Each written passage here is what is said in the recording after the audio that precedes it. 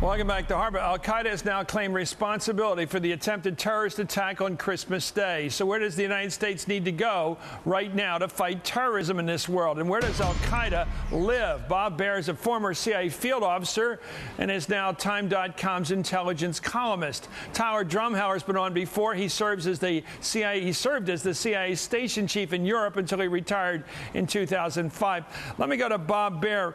Is this a threat that we face this weekend with the Christmas attempt over Detroit? Is this an emerging threat? I mean, is it fair to say that the threat of this kind of terrorism in the air, for example, is growing? Chris, it's not an emerging, it's an old threat that we never took care of. This is Yemen. Yemen is sort of the center of Al-Qaeda, always has been. We've never cleared it up. And you've got elements of Al-Qaeda all in those mountains, and they're almost impossible to get to. It's a divided country. Bob, hold there for a second. Welcome back. We want to bring in President Obama right now. He apparently has abruptly ended a round of golf and sped towards his family vacation home for what's described as a personal matter. Let's go to Chuck Todd for a report on the president. He's in Hawaii. Chuck. Hey, Chris. Well, just very quickly, we know there had been some reports about what happened and the president cutting things short. A friend of the family was injured today on the ocean. It's nothing having to do with the first family, but it was an injury to somebody very close to the president, a friend of the president. We're not quite clear how serious these injuries are, but there is a lot of law enforcement and ambulance folks around the presidential compound, and of course, anytime that happens, it gets a lot of people nervous and concerned, and so that's the facts as we know them now. First family is fine, the president is fine, but it is a family friend that apparently has been injured. And again, we don't know yet the seriousness of those injuries, Chris. Okay, thank you, Chuck Todd, who's with the president. We'll get more on that as it develops later this evening. Let me ask you, you were saying Yemen's been a problem, but is there a point of a particular concern, or is it Yemen? Is it Somalia? Is it Afghanistan, the Pakistan border, Europe, Hamburg, even cells within the United States? I mean, where is the enemy? If you had to put it in your head right now, give me a picture of the enemy. Chris, this is the classical guerrilla force that gets up and moves. You send in our military, it's untenable for them. They get up and move to more remote areas. So they've moved to Yemen, they've moved out of Afghanistan, they've moved into Yemen, they've moved into Somalia. They've got bases all across Europe. It's whack-a-mole.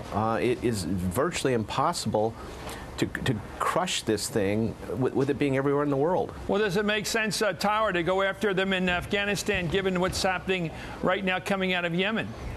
Well, I think you have to go after them wherever they are, if Afghanistan, Yemen. But it's not really a military problem. The real place you have to look for these people, the real dangers in Europe and Canada and people that are already here in the United States, and working with the Europeans more effectively.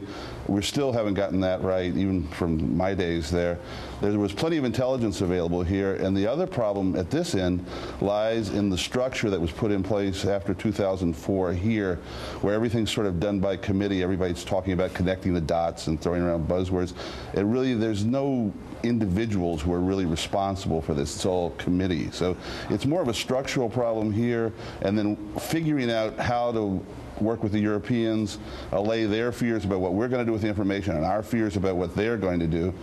And that's really where the process can be tightened up.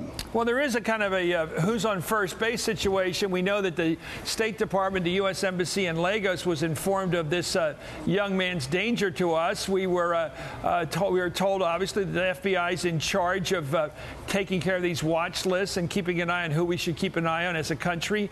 And now we realize that the Homeland Security Secretary is out there as the flag catcher over the weekend.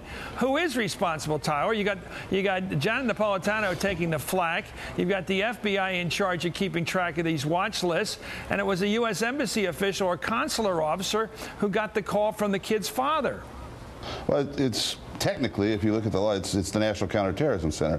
But all these organizations have their own counterterrorism centers, CIA, Homeland Security, all these people.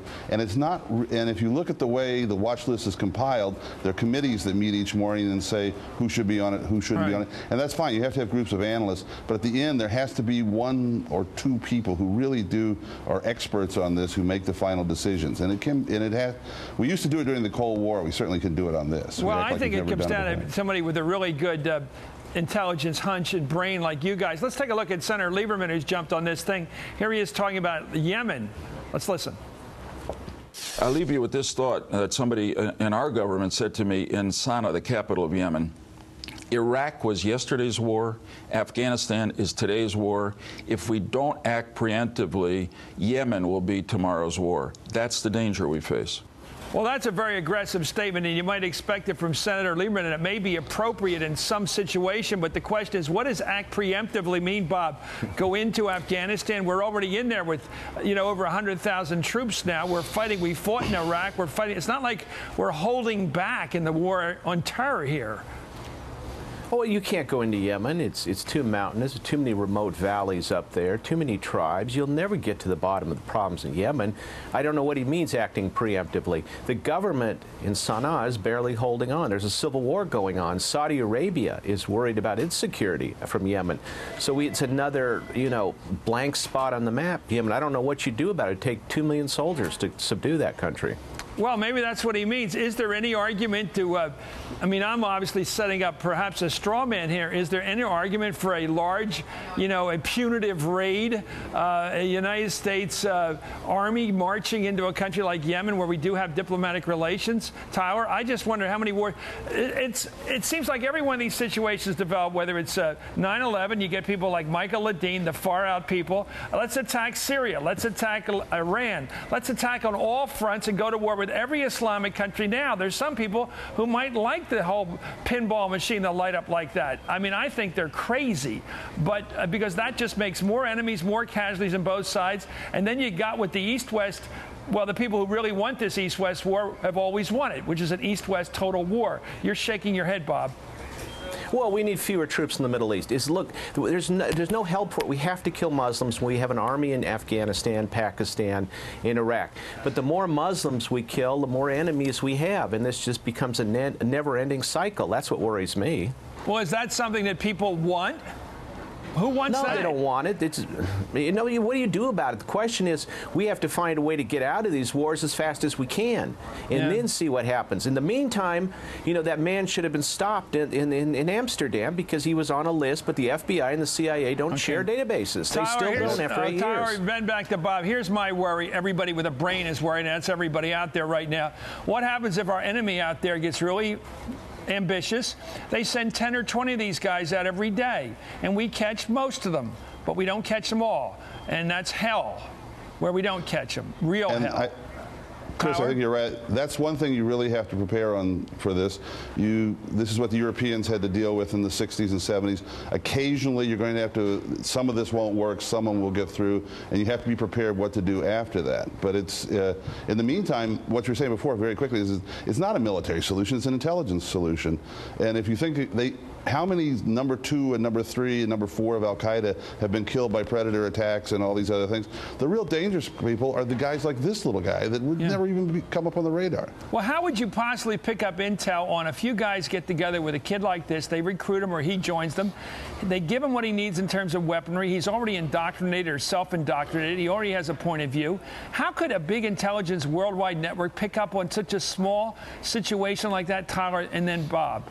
Well, because you have to have, the only way to do it, these cells are very hard to penetrate, obviously, but you have to have sources on the ground, human sources, in places all over the world, reporting, and you can do it with allies, you can do it where you do it how you must, where you are, and you collect information on the whole situation. And what you have to get is someone will come to you at some point and say, there's a fellow here, he's a Nigerian, and he looks like he may be one of the people that are going to do this. The one thing that saves us on this is that it is hard to find people to kill themselves, to do suicide bombings, unless you're in some place like Israel and Palestine. Well, but to recruit suicide bombers is not easy for these guys. So that's the one area, and you have to be constant. You have to go to work every day on it, basically. Yeah. I wish you were right, but I've been on the West Bank in places like Nablus, and I have to tell you, I've seen the martyrs on the walls over there. They're celebrated, and their parents sit next to you and have sweet tea with you and talk about their kids. It's not hard enough. Anyway, thank you, Bob Bauer. Thank you, Tyler Drumhauer. Up next.